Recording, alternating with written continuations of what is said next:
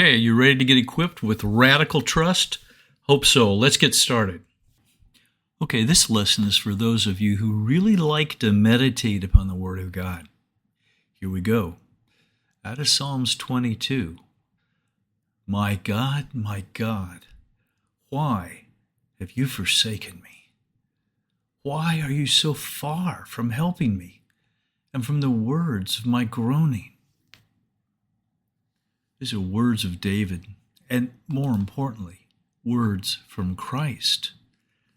This prophetic psalm just explodes with meaning concerning our Messiah. And it opens abruptly with this startling cry. He doesn't cry out, God, God, but rather, my God, my God. His sense of forsakenness thunders in his heart as the one with whom he has had intimate relationship from eternity past is separated from him. Did Jesus not know? Was it hidden from him as a part of his incarnation, his human condition? Did he know, and yet the shock, the reality, the meaning, did that erupt into this heart cry? We don't get the impression that the weight of all mankind's sin for all time, his groaning, was as disastrous to him as was the turning away of the Father. Jesus knew that he was born for this. He spoke of it often. He wept in the garden, bloody tears, but he continued on. He bore the lashes. He bore the mockery and beating. He bore the cross and crucifixion. He bore it when all men, his friends, his disciples, his relatives, forsook him.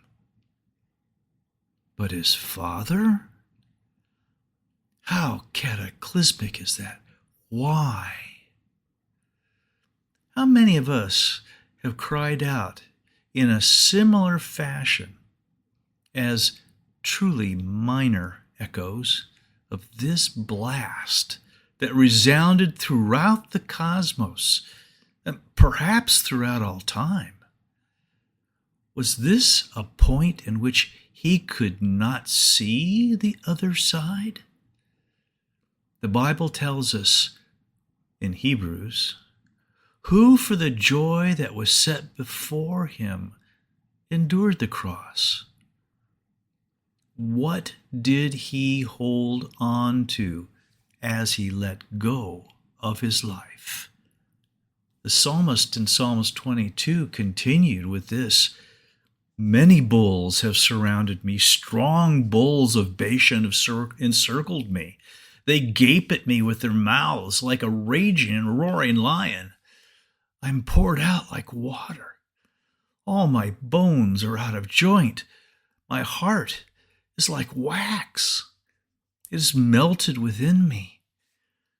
My strength is dried up like a potsherd, and my tongue clings to my jaws. You have brought me to the dust of death. For dogs have surrounded me, the congregation of the wicked has enclosed me. They pierced my hands and feet. In Psalms 22:12-16, demonic attack is described as bulls and lions and dogs encircling. His strength, his heart has melted. The congregation, the throng of the wicked, enclosed him. They pierced him. Still, hear me on this. He never surrendered his trust.